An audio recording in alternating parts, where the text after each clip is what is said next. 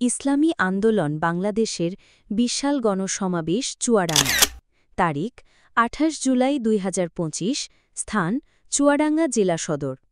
চুয়াডাঙ্গা জেলা শাখার উদ্যোগে ইসলামী আন্দোলন বাংলাদেশ এক বিশাল গণসমাবেশের আয়োজন করে।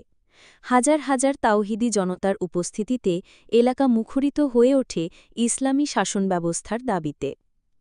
সমাবেশে প্রধান অতিথি হিসেবে উপস্থিত ছিলেন ইসলামী আন্দোলন বাংলাদেশের সম্মানিত আমির মুফতি সৈয়দ মুহাম্মদ রেজাউল করিম পীর সাহেব চরমোনাই।